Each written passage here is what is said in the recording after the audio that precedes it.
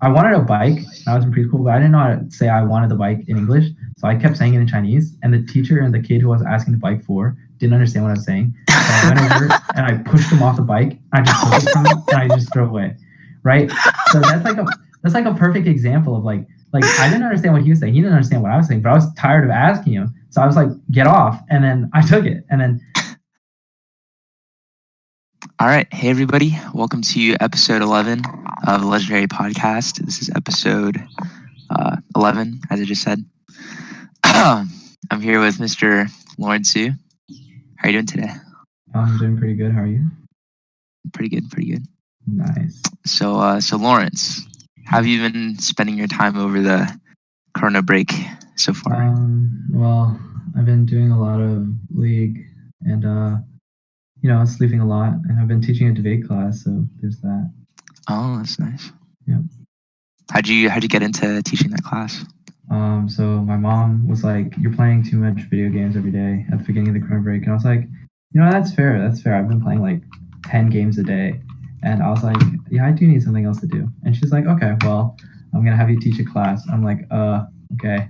And then she sent out an ad in WeChat, and then before I knew it, I had like 50, 60 students that I had to roll with the next day.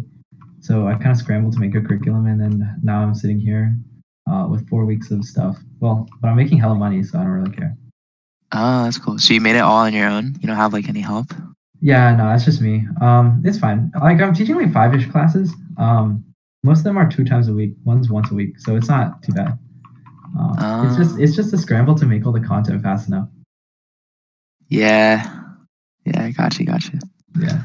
So like when you're making your curriculum, do you kind of think about like the things that you do for your debate team specifically, or do you try to look for like stuff online? How do you make a curriculum?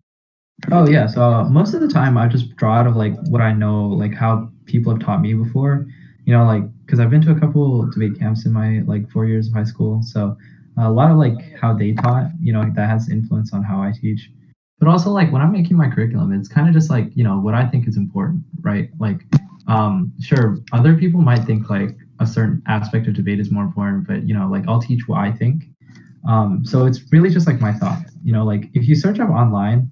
Like since the division of debate that I do is pretty new, there isn't a lot of stuff. So that's why I kind of just roll with my own opinions. Okay, gotcha. So like when you're teaching the class, like is it an hour class, 2-hour class? Yeah, so each session's like an hour and a half. So normally it goes like the first 45 minutes are like me talking, like lecturing. And then the last 45 minutes will be like some kind of drill or some kind of like something like that, like a practice event. Yeah. So how do you usually like start off your class? And like, is it through Zoom? Because I know that it's hard to like. It is through Zoom. So I had to buy like the premium Zoom pack, which is kind of funny. Yeah, so we've been using Zoom. It's actually pretty good software. I don't know. Like, I feel like this is kind of nice because you get to like, at least you still have like PM rights and you can do like breakout rooms, which is fun. But normally it just starts off like, I just have them do like a warm up type thing. Like, basically just review of the last class. Okay. And then I just have them, go through the content. Do you ever do like practice debates in the middle of the class? Oh yeah. Normally I do have them like one-on-one each other. Next week they're doing practice debates. Yeah. Okay. And like, what's like the level of teaching that you're doing? Just kind of beginner people that are interested. So the 5 classes are all 5 different levels. So it's like, so there's one for like beginners. One for beginner middle schoolers, one for advanced middle schoolers, so middle schoolers who have done debate, and then one for advanced high schoolers, so like high schoolers who have done debate for a while, and also one for kids from China. So that's also one. Do you have any favorite class that you teach? Well, obviously, I don't want to like say one of my favorites, but sometimes it's easier to teach the high schoolers than it is the other classes. Okay, gotcha. Do you think like the high schoolers understand you better when you're kind of like teaching, or they have more discipline? Oh yeah, because like a lot of the time, like so like it's advanced high schoolers, right? So they've all done debate before. So a lot of the time I won't have to like go back and re-explain what I'm saying, like the words that I'm using. So that's cool. And then how do you come up with like ideas like how to teach? Do you have like a calendar set up, or do you just kind of like Yeah, think yeah. So spontaneously. Mhm. it's like I like pre-planned like the general curriculum in advance, like just generally what I'm gonna do, and I just pick out of the things that fall under each topic every week, every session. Okay. Okay. Do you ever feel like you're kind of like running out of stuff to teach, or is there always stuff to teach for There's debate? always stuff to teach. I honestly don't think there's any like time to run out, anything to run Okay. out. Gotcha. What's Yeah. been your favorite thing to teach so far? Probably like Crossfire. That's always fun because I like have them do like mini crossfires against each other. And like when the little kids, like the elementary school or beginner kids, do it, it's really funny because they're all like really cute and they like, yeah, it's fun. Hmm. How do they find you specifically? Because like I know it'd be hard to like, I don't know. Did they find you on like Craigslist or something, or is it Oh like through yeah, your mom? yeah. My mom just sent it on WeChat. So Oh, as you can WeChat. So imagine, like they're all everybody, Chinese. yeah, exactly. So everybody clicked it in like 5 seconds, and then I was like, all right, sick. Okay. Cool. Cool. Yeah. Yeah. Is that like how you've been spending the majority of your time so far? Yeah, it's like so each day I have to do like 3 hours of actual lessons, and I have to do like 1 to 2 hours of planning / writing the curriculum.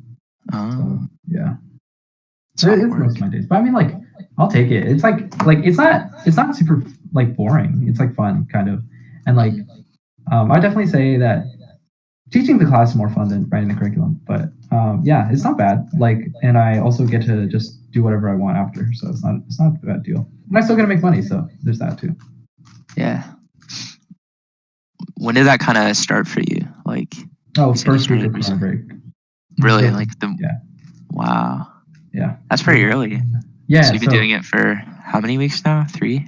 3 weeks, and then next week, because I did originally, you know how like school said it's like till April 14th or something like that. Yeah. Yeah. So So I you're made it planning on ending it? yeah, ended on April 14th. It's a 4 week session, and then after that, I just like do school stuff. Okay. How long do you think you're gonna do it? Because it looks like we're not gonna be doing that much for the rest of the year. Do Yeah, you think you're gonna? I'll probably do it like I'll like offer a couple more sessions, but you know, like definitely not in the same like caliber of teaching as now, like the same amount because like seriously, it's like a lot. So Yeah. yeah. Is there any like flaw with the class that you think that you could work on or improve?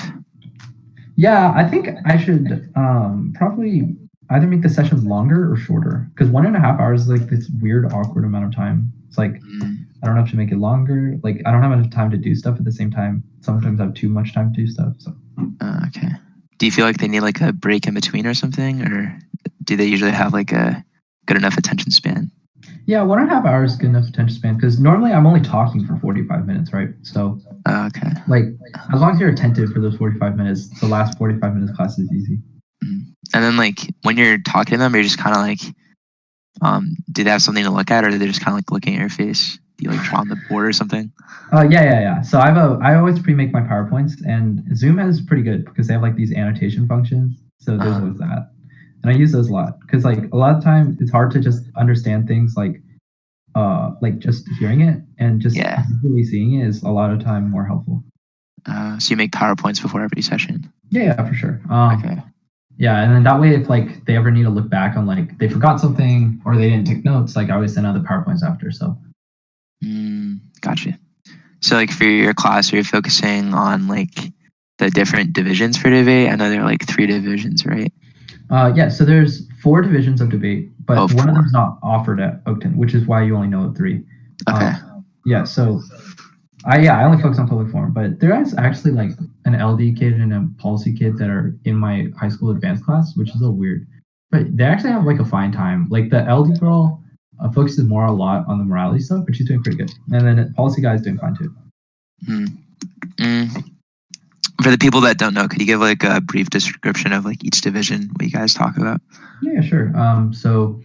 The policy division is very fast. It focuses on like technical arguments, like more perspective, broad arguments.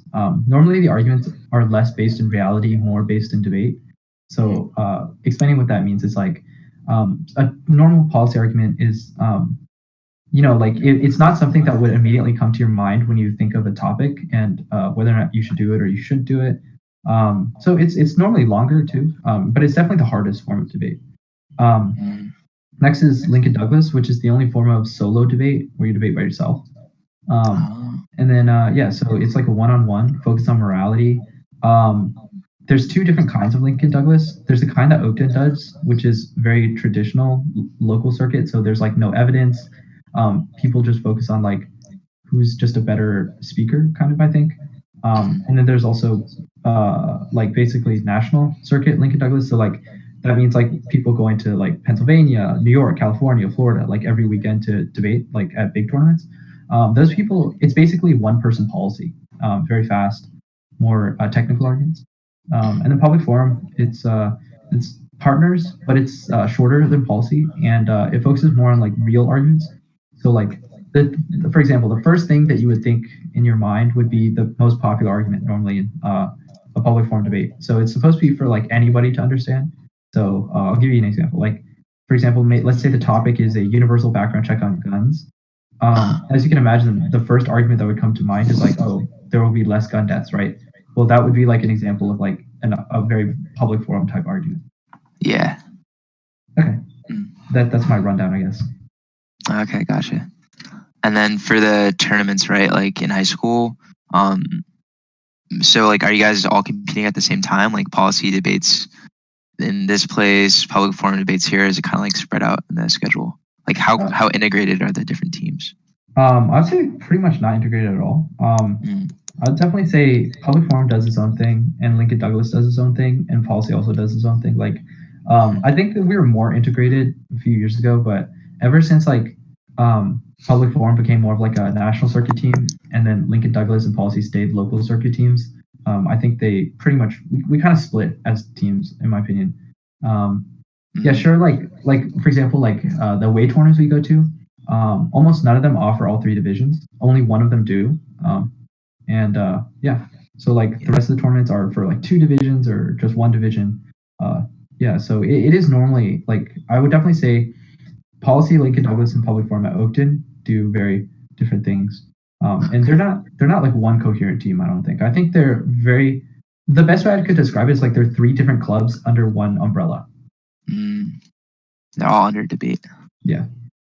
Gotcha. So public forum is the one that kind of like goes like more nationally, right? Like you guys aren't gonna stay in Virginia the whole time. Oh no, yeah. Like for example, this year I didn't debate in Virginia a single time, just because debating in Virginia is boring and like it's not super fun. And like last year we did really well in the local circuit, so we decided this year we would branch out a little bit. Like not bother with the local circuit anymore. But like I think that's what makes public forum like so like intense, I guess.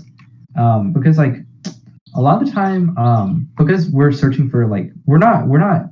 I would say the best way to put public forum is we don't care about having a lot of people, but we care more about this individual successes that the few people we do have. I guess. Does that make sense? Yeah. So normally it's like quite intense, and like being in public forum like means that you have to go to national tournaments, and if you don't go to national tournaments, it's not like the full experience, and like that's why we're all really intense, I guess. And like once you go to national tournaments, it all changes. It's a lot more fun, and like you know how like people like for example clubs like I think like Band and Deca, they have like one or two big trips a year. Mm-hmm. Like debate has like two a month, so like a lot of the like big trips like to Harvard, Yale, or Penn, like Yeah. it's like it's just really intense. Yeah. Gotcha. Cool. What would you say is like one of the best parts of debate that you've like gotten to experience? Yeah. I'd probably say probably kids around the country. Like the kids in the highest level of public forum debate are like actually insane. They're all like super duper smart. And I honestly don't know if like I've ever met smarter kids than I have in the debate community. Definitely like Oakton debate is very different from national circuit debate. I don't think Oakton debate is super representative.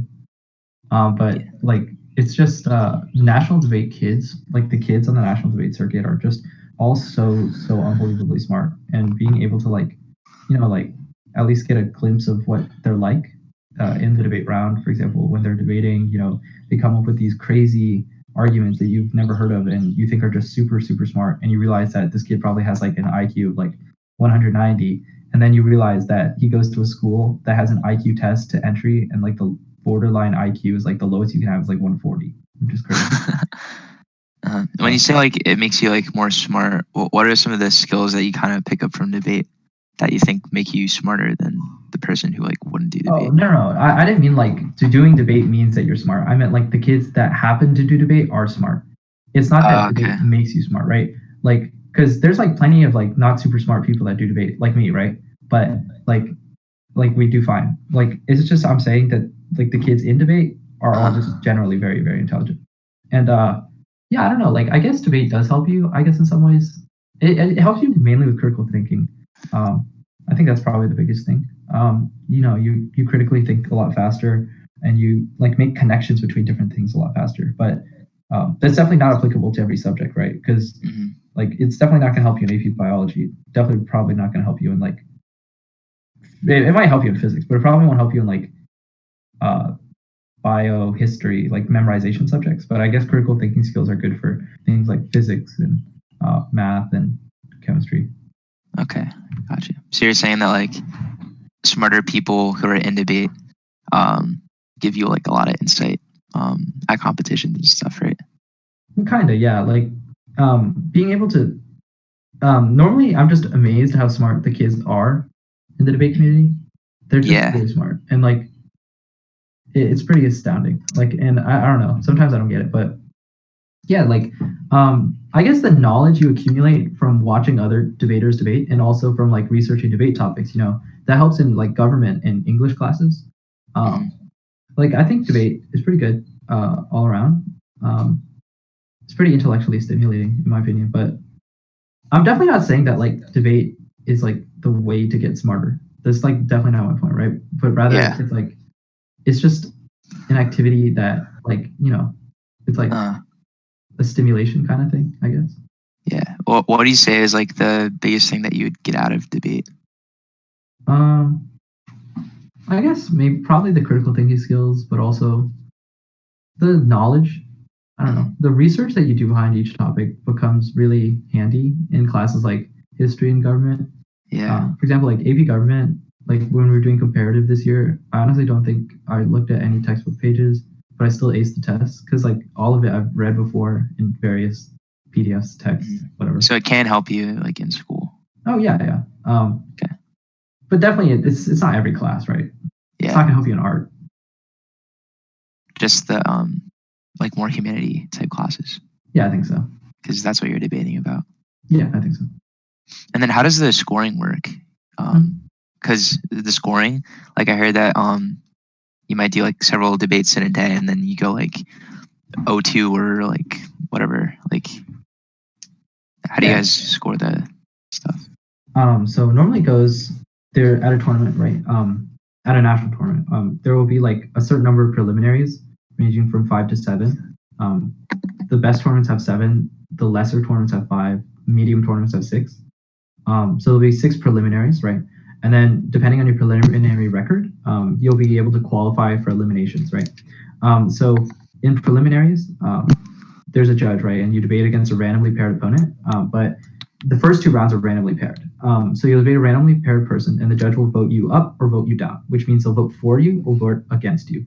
And that's what 1-0-0-2 means, right? If you are 0-2, that means you lost the first 2. The judge voted against you twice.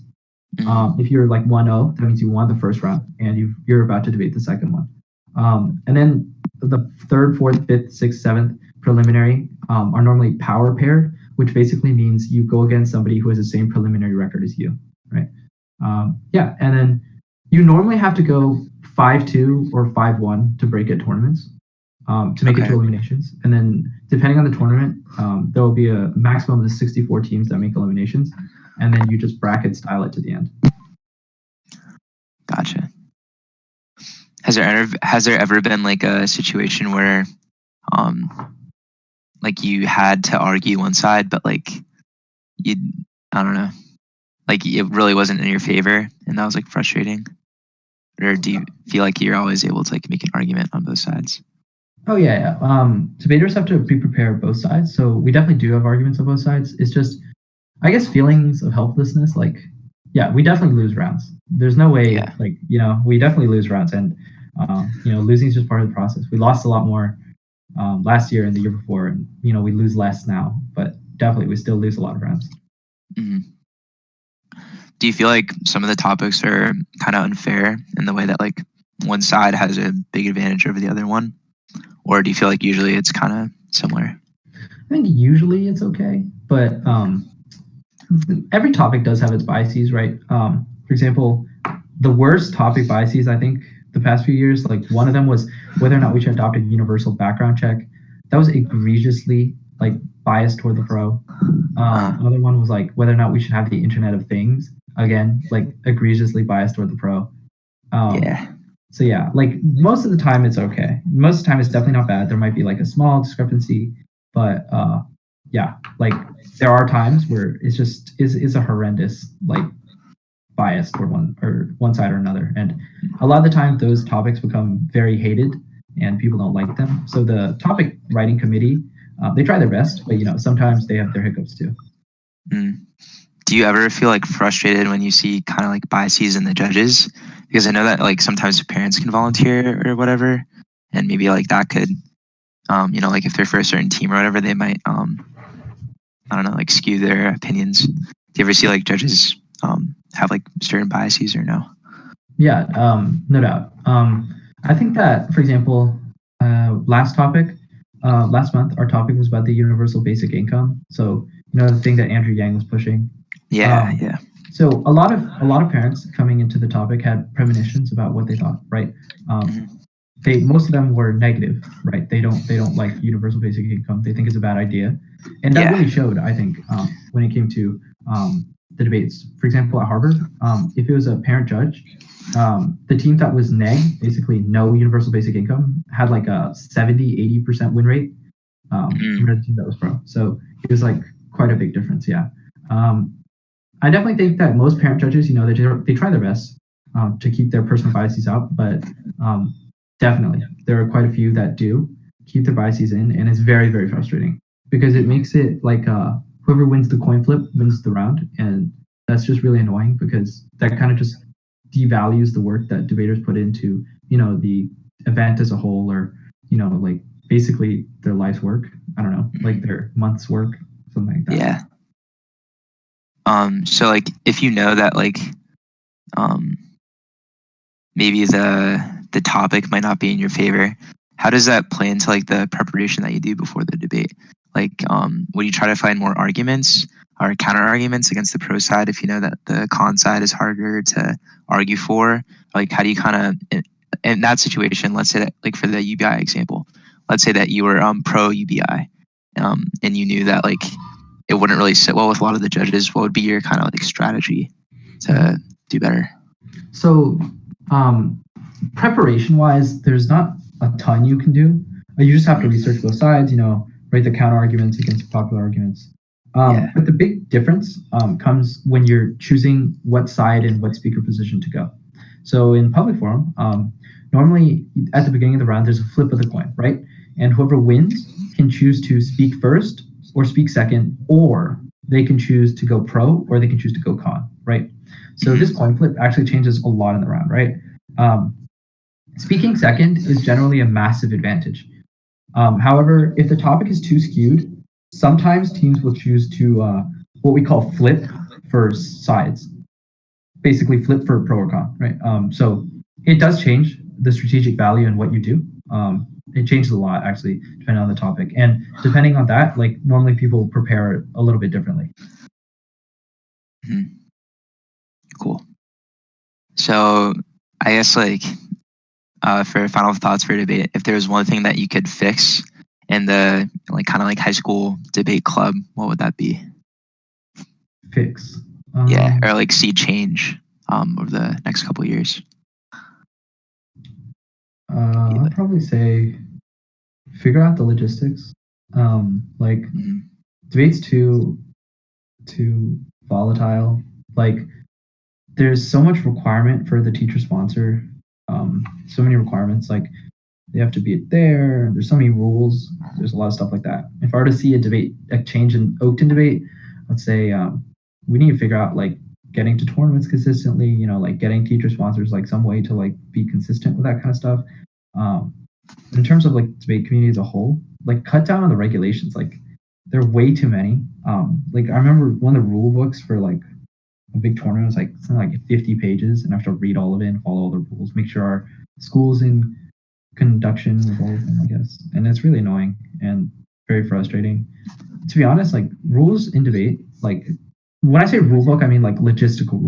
Like you can't attend if you don't have the two parents for every like 5 students or something like dumb like that, or you need a parent, you need a licensed FCPS employee there at all times except during these hours. Like the rule books are just too long, the logistics are too complicated, and creates a lot of problems, especially when it comes to attending tournaments.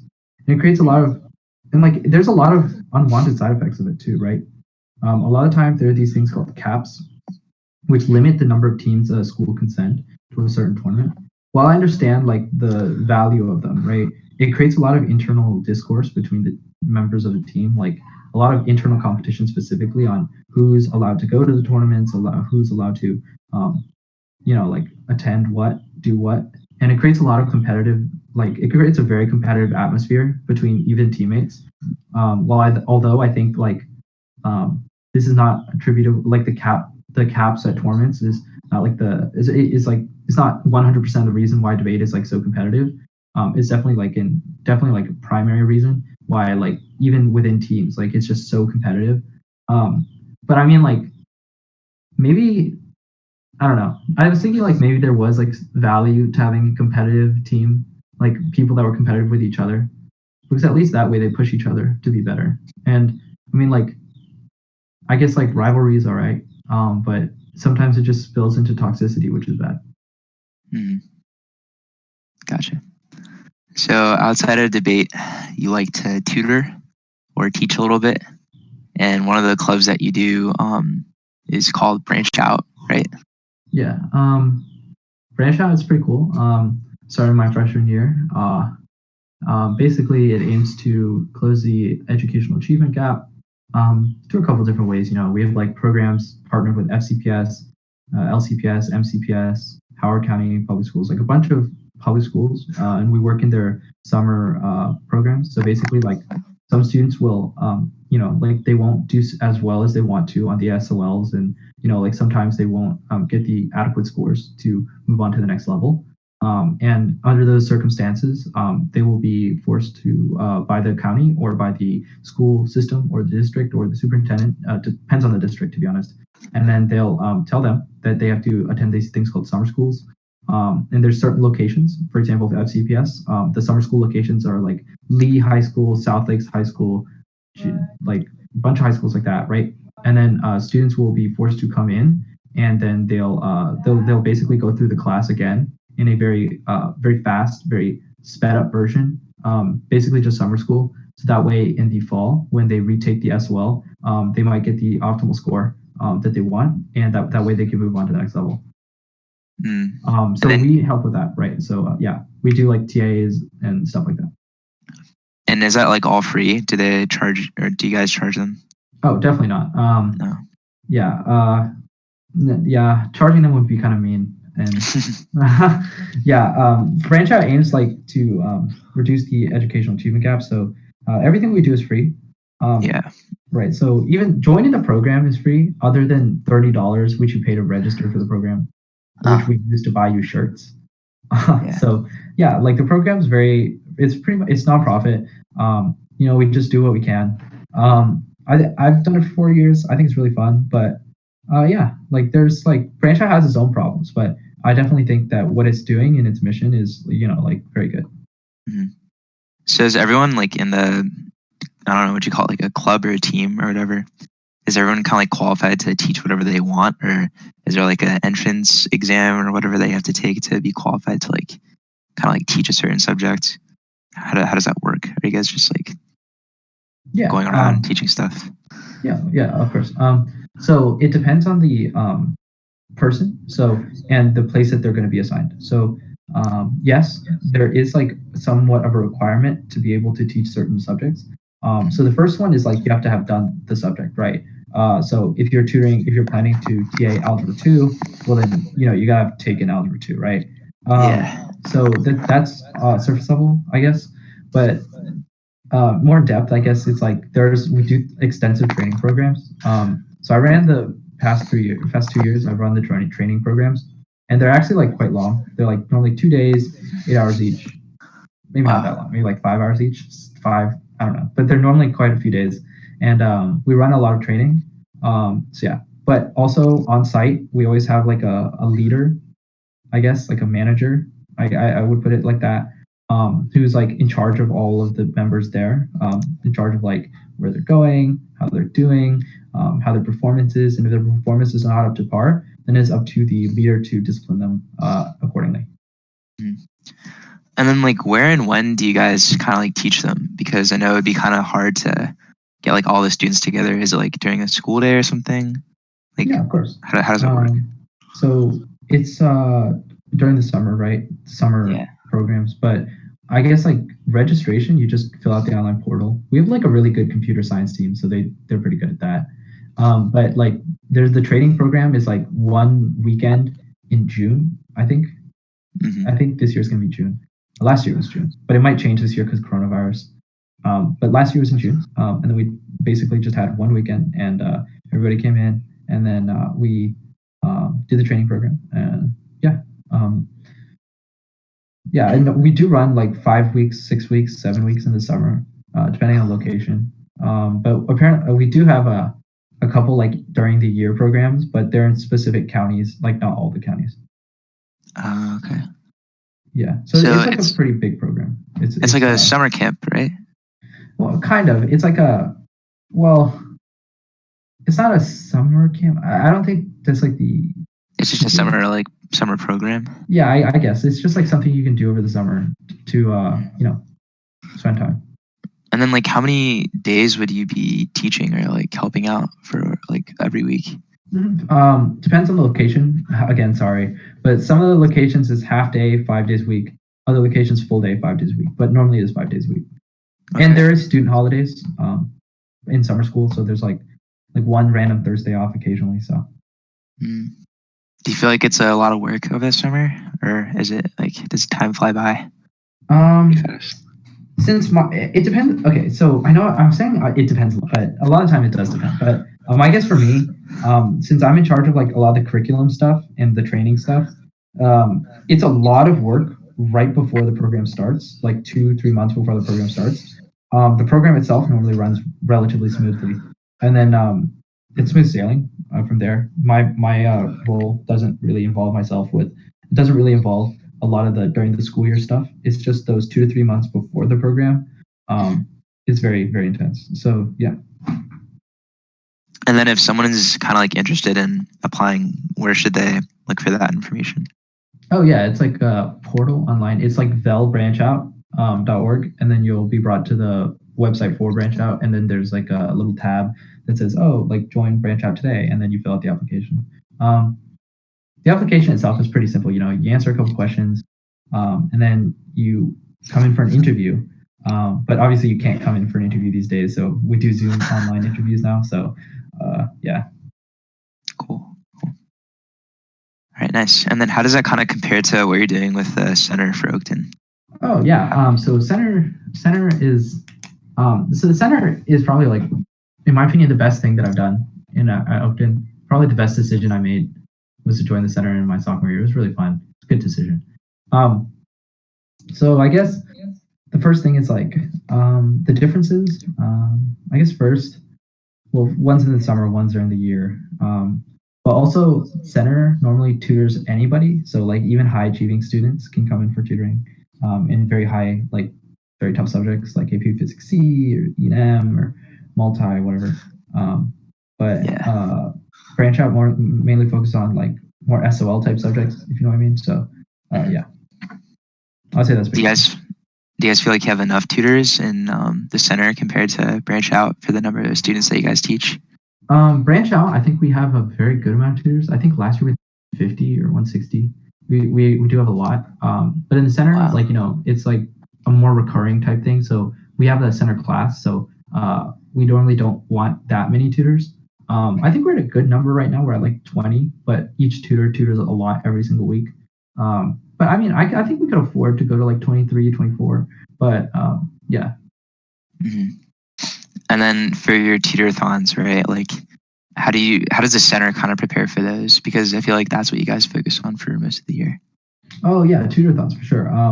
They're really fun. Big events. So the first thing we do is like, we have to like book the cafeteria. We have to like basically do all the logistical things, make sure nobody's in there, make sure that we can go, make sure it doesn't conflict with any big tests, make sure like the big teachers can attend. And then we go through the teacher list. So if you notice at the tutor-thons, there's always a ton of teachers flying around, with like retakes or whatever. So of course, like the biggest, like Miss Kelly, Miss Martin, Mr. Berry, Mr. Norstani, Miss Contino, like they always bring in like dozens and dozens of students, and we have to reach out to them, and then we tell them, oh, the tutor-thon's happening. Can you come? Can you not come? Like, what do you want at the tutor-thon? That type of thing. And then we'll go ahead and make the decorations, stuff like that. And then at the very end, we'll decide what food we want for the tutor-thon. I think last year we had a lot of pizza, but this year we had like none, which is sad. We were planning to do that for the last tutor-thon, I think. Well, I wanted to, and well, coronavirus, so never mind that. Mm-hmm. Yeah. So like for the center class, right? Outside of the tutor-thon, what else do you guys kind of do to spend the 90 minutes that you guys are there? Yeah, so we do a couple things, a couple big things. So the first one is like, coming up with new services, running the services, doing applications for the center, doing applications for travel tutoring, assigning kids to travel tutor, talking to teachers. And a lot of time we even have like fifth period in-class tutoring. So like we'll go to a different class that might need like the whole class needs individualized attention. And we'll help them out too. So for example, maybe we'll visit like ESOL 2, one fifth period, and the next one we'll visit the Algebra 1 kids who are studying for the SOL. That's like maybe the next week, something like that. Okay, gotcha. And then can you guys like teach outside of the period that you guys are doing the center? You said like fifth period? Oh, it used to be fifth period, but now it's sixth period. Okay. And yeah, of course, we do like career time tutoring and tutoring travel tutor-thon as well. Okay, gotcha. And then like all the hours that you guys get through the center, you can put those towards honor societies and whatnot, right? Yeah. So right now, normally the center has the officers for the honor societies. I think like we have English, math, science. Yeah. History.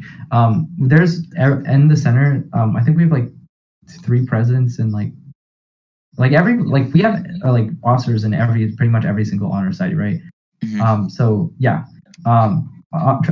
center tutor hours always they'll always transfer over to honor societies. And honestly, I like don't know of a center tutor who hasn't been able to complete his honor society hours, because normally like center tutor hours are very easy to get. Yeah, that's cool. Would you say like that was like your chillest class this year, or a class that you could look forward to? Yeah. Chill. Oh really? Yeah, I'm like half the time I was either sleeping, playing Tekken 2048, or nothing. Like, yeah, you should know. Yeah, I know. I was right next to you the whole time. Yeah, exactly. All right, cool. All right, so that's pretty much it for your teaching stuff. You like to teach? You teach debate, and then you teach everything else. Yeah, it's fun. It's like it's kind of it's pretty fun. I'd say it's probably one of the better things I do. Yeah, nice. All right, so some of the other stuff you do, you played tennis your freshman year, right? Oh, okay, yeah. You didn't like that experience? I got so yeah, it wasn't. I don't think it was like the experience that I was hoping it would be, because like a lot of the time in middle school I was prepping to try out for the tennis team, make sure I was good enough. But yeah, like it wasn't what I thought it would originally be. But like I definitely see the value in being like, I thought it was like there were definitely its fun moments. It had its ups and its downs. But I think like just me in particular, like it just wasn't for me. You know what I mean? Yeah, I don't think I'm like that like high commitment type of person. So having practice every single day was just not my style. And like I like to do like a lot of different things. And so like I thought tennis was a little bit too much of a commitment for me in particular, especially in the second half of the year. Especially when it came later, like junior year, sophomore year, I definitely didn't think that I'd be able to do it. And I actually was planning on retrying out this year because, well, I had nothing to do otherwise. I was like, I might as well just get fit before college. But unfortunately, I got the flu, and I was out like the whole week they did tryouts, and I was really sad. Yeah, and then right after that, coronavirus happened. So I guess yeah. But tennis, I just don't think it was. Okay, gotcha.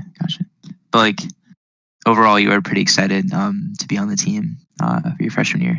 Yeah, right? I was super excited. Like I thought, like I knew a lot of the seniors on the team too, and I was really good friends with them, and a lot of my friends tried out with me.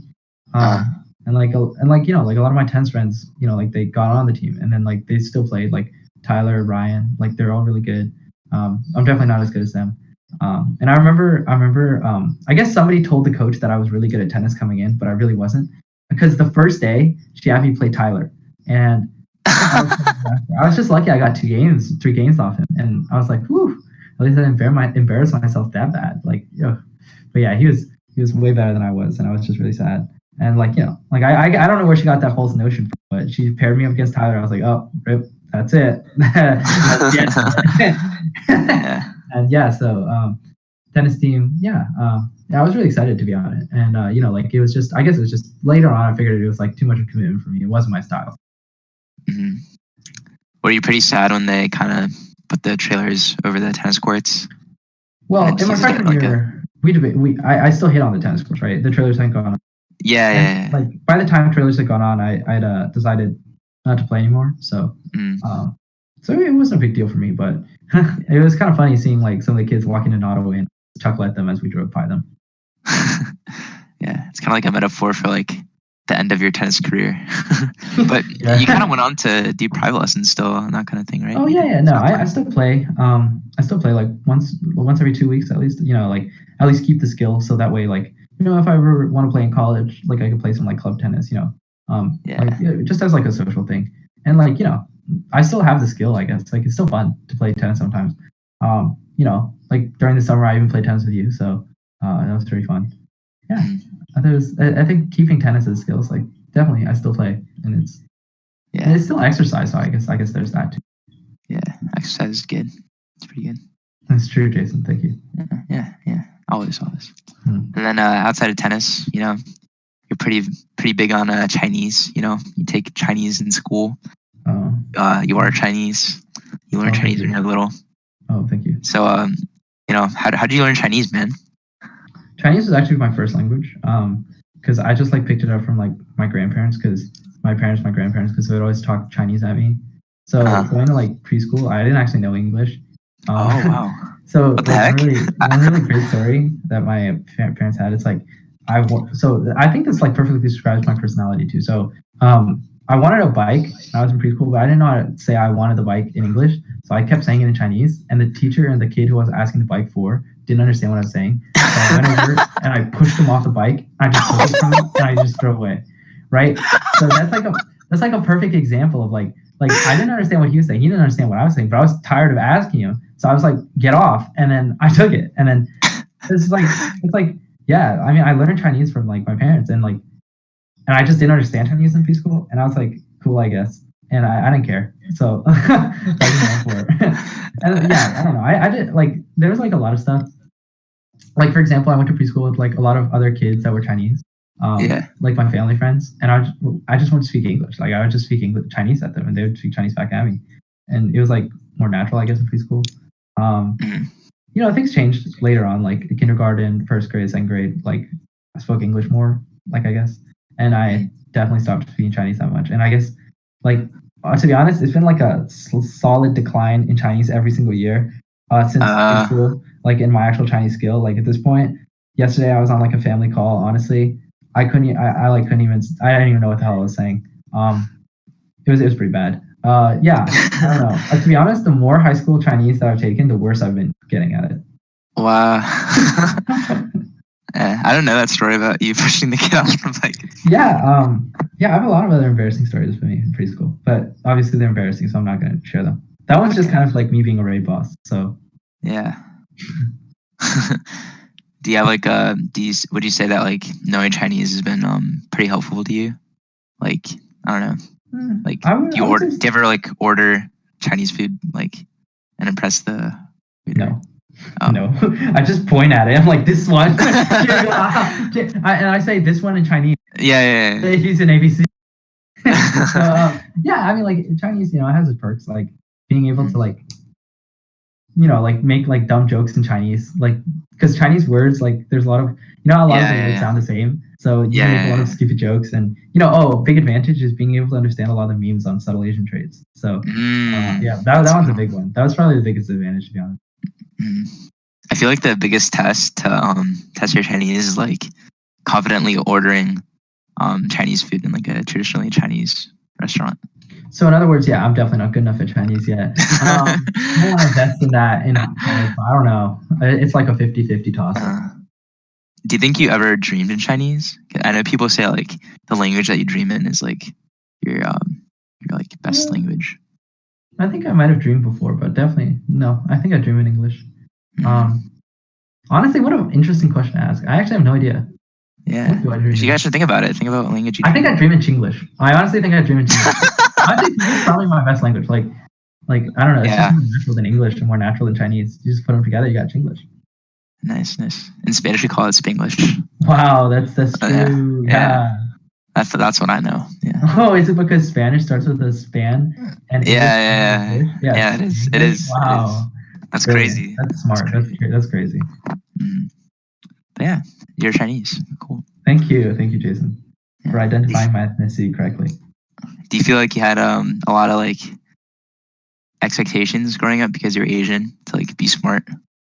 Yeah, but like I feel like every Asian parent, they have their expectations for you to do well in school. I definitely didn't fulfill those in elementary school and middle school. I was a terrible student and also a terrible kid. I think you remember.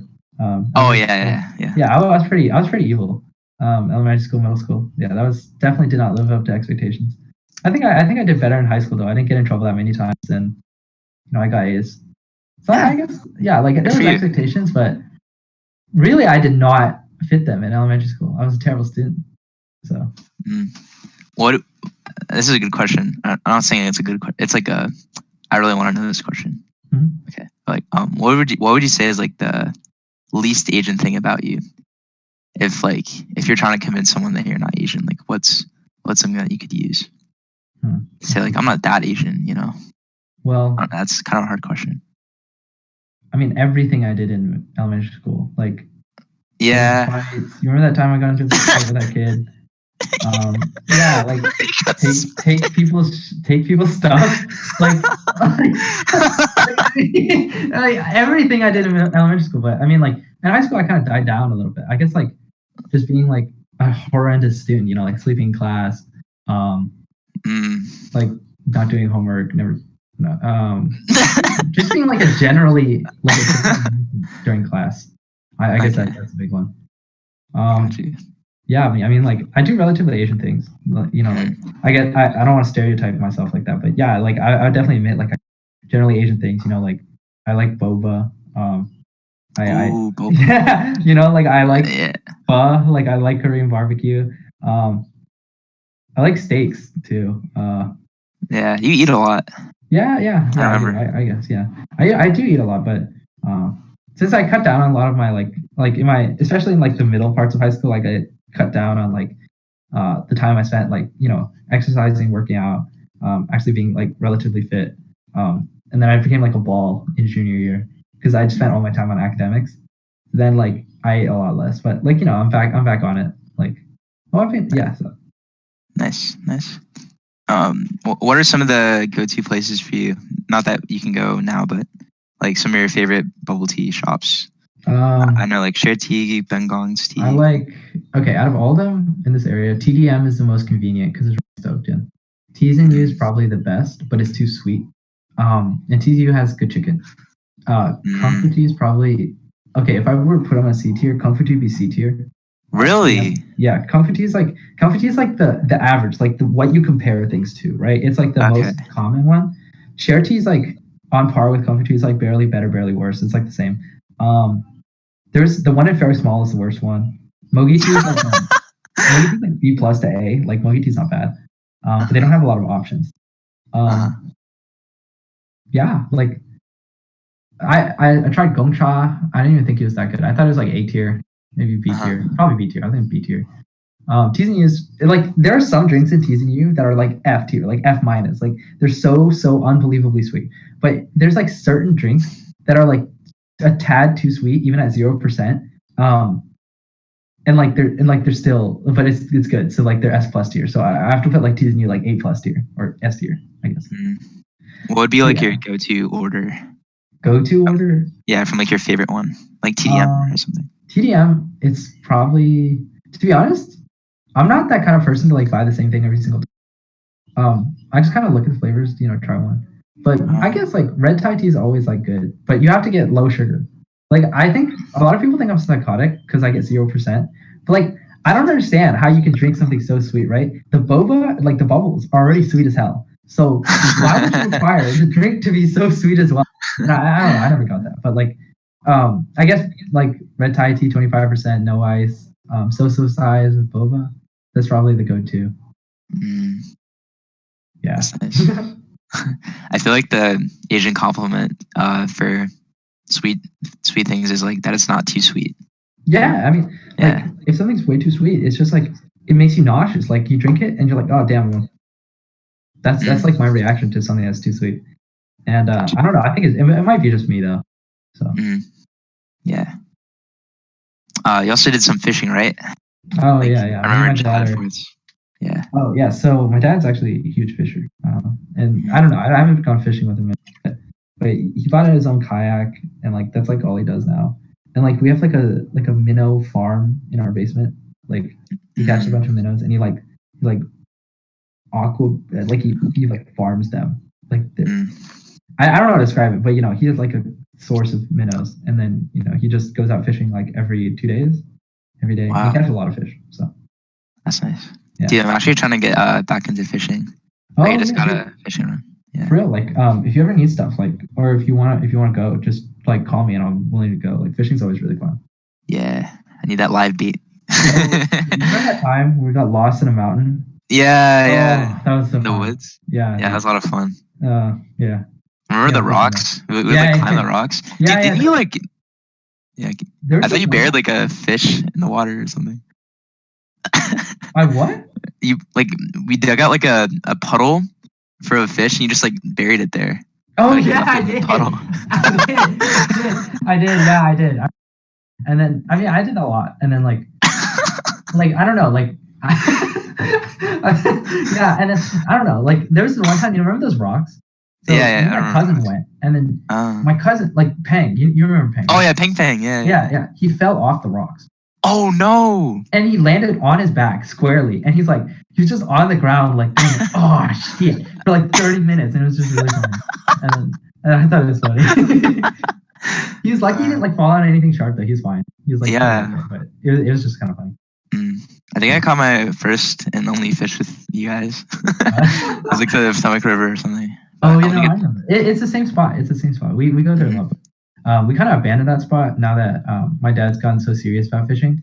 Like before he liked it, but like he wasn't like serious about it. But now he's like really serious about it. So he fishes like so much and he catches so much fish. Like I remember back in the day, like he caught 3. Holy, what a haul! Nowadays he catches like 15. He's like, damn, I didn't catch enough. Like, wow, what the heck? Yeah. So it's an interesting time. It's relaxing. Yeah, it is for sure. Yeah. All right, and then let me see. I guess like this is my hardest, maybe hardest question for you.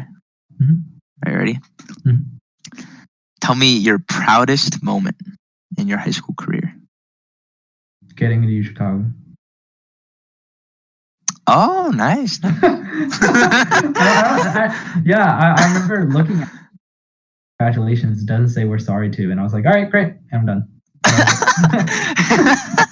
Just read the first word. Congratulations. Oh, they had these little bubbles like at the top. It's like CONGRA. And I was like, whoa, wow, that's so fancy. And then, I was pretty proud in that moment. I was like, wow, I didn't waste my 4 years, like. Nice. Yeah. I'm proud of you. Thank you, Jason. I'm proud of you. Yeah. Jason, have you decided where you're gonna go yet? Yeah, probably William and Mary. Yay! Let's go, Jason. Yeah. William and Mary's yeah. This podcast is about you, not me. Okay. Okay. Fair. Okay. All right. So now we're gonna get into the speed round questions. Mm-hmm. I added like 10 more questions, so now it's like 20 questions. Oh, okay. Some of these are like kind of troll, Okay. but they're good questions. All right. Yeah. Ready? Okay. Yeah. Okay. Give me a second. All right. Here we go. Mm. Number one, favorite type of color. Wait, did I say favorite type? Favorite color? Red. Deep red. Red. Okay. Deep red. Favorite music. Probably R&B. Okay. Well, actually, I don't know what I like classifies as. I think it's R&B. Okay. Ketchup or mustard? Ketchup. Nope. Really? I was about to say no context, but you okay. Favorite animal? Just say panda. No, I don't want to say panda. That's too stereotypical. Okay, fine. But it's definitely not. Probably lion. Lion? Yeah. Oh, that's a new one. Do you have any pets? You know that. It's dog. Go. Go. Also fish. I also have fish. Oh yeah, and they have the minnows that you use to. True. Yeah. I don't think they're pets though. Yeah. All right. For a snack, do you prefer jalapeno chips or hot Cheetos? Hot Cheetos. Interesting. Pineapple on pizza, yes or no?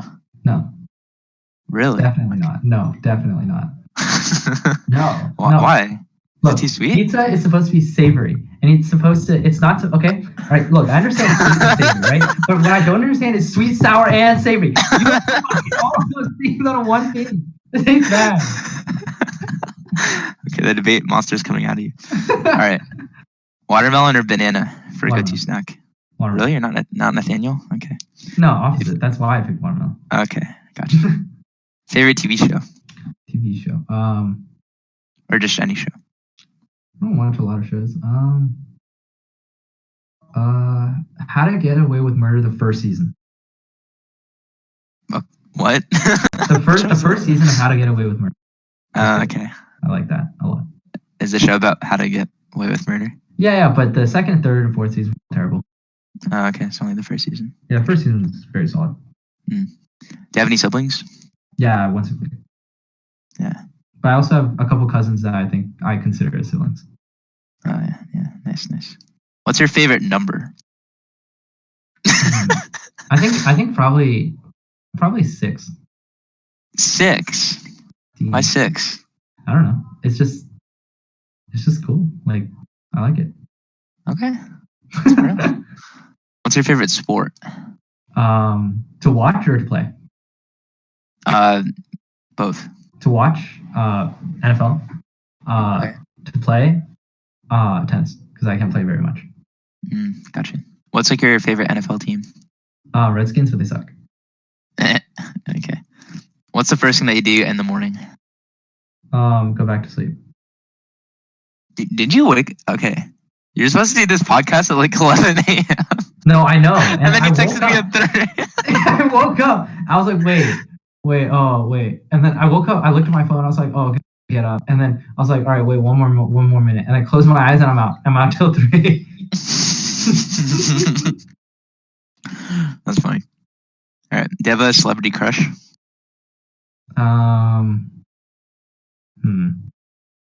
No, I don't think so. You don't? I mean, none that I like. Like, I think there's some of them are pretty, but I don't think there's none that I crush on. I don't think so. Okay. What's your favorite type of food? Type of food or like? I don't know. Like probably. Favorite food. I like Chinese food. Okay. Favorite food probably steak. A nice steak. Like a medium well. Medium well. Spot nice on. Steak. Exactly. Yeah, it's nice. The blood tastes so bad. I don't like the blood taste, but I still like it to be like somewhat pink, I guess. Yeah, I got you. Because like well done is too. Yeah, it's too chewy. You can't work through that. But like medium, like sometimes like people like cut on medium, right? And a lot of the time when it's gonna be medium rare, and you're like, oh, and then it tastes like blood, and then you spit it out, and you don't like it. Does your mom cook it well done? My mom doesn't cook steak because my sister doesn't eat beef. So right. Steak. I think that's why I like steak so much because I don't cook it. Because you get all of it. Yeah, exactly. That's funny. All right. If you're stuck on an island and you have 3 things to bring with you, what would you bring? A phone, a cell phone tower, and a charger. And I would just call somebody to get me out. Okay. You wouldn't say like a boat? But I don't know how to sail, and I don't have a compass either. So like, how would I? Oh, you just Right. go to like. Right. So if I had, I didn't think about that. Right. Like how? Like I sail, right? But if I sail endlessly south, right, and assuming the island is like in like a southern part, I just end up in the Arctic and like I just die. Right. Like I'm not taking a 25% chance of dying. Like, what? What? This is probably east. Yeah, I guess. Yeah, like I don't know what direction. If you really wanted to, you could just like, I don't know, not get a charger, but then like, I don't know. Actually, you probably want the charger and just wait there. Exactly, right? Like what if they're tracking my location, right? So what if my phone runs out of battery? I mean, most people say like a yacht, and then okay, but how would you sail the yacht? Like I'm just putting it out there.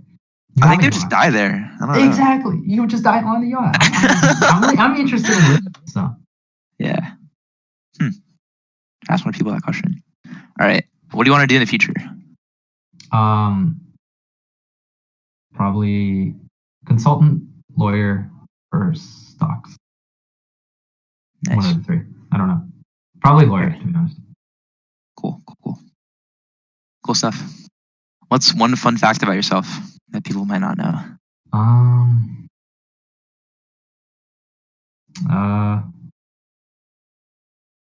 don't like chocolate ice cream. I think it's bad. I think like chocolate ice cream is like way too rich for like ice cream, and ice cream is supposed to be like light, so I don't like it. Yeah, I'm kind of hip. Yeah, I usually pick vanilla. You know? Yeah, exactly. Like chocolate ice cream's too heavy. Like it's too rich. You know, like ice cream like light vanilla, optimal flavor. You know, like I got you. Exactly. Yeah, I got you. All right. And then last question for today. Do you have any senior year advice that you'd like to give? Don't be class of 2020, so you don't get half of it wasted. Damn. I was reading this thing online as like only class of 2020. Like when they see other people who are like class of 2020, they should like give each other a hug because they know like that they didn't have like graduation, and, like all that senior experience. So depressing. Yeah. You're like, bro, you 2020, and they'd be like, yeah. You're like, come in, bro. That's true. I'll give you that. Yeah. Do you think we're gonna have a graduation celebration this year? Maybe like in the summer, but it's not gonna be the same thing. Yeah. Like no matter what they do, it won't be the same. Gotcha. All right. You don't have an Instagram, so I can't start Instagram. Oh, you do? Yeah, I made it 2 days ago, but I have no pictures on it. Oh man! All right, when you get some pictures on it, I can stalk it and then make a new podcast. But all right, sounds good. That's gonna do it for today. Thank you guys for listening. If you like it, make sure share with your friends, comment, all that good stuff.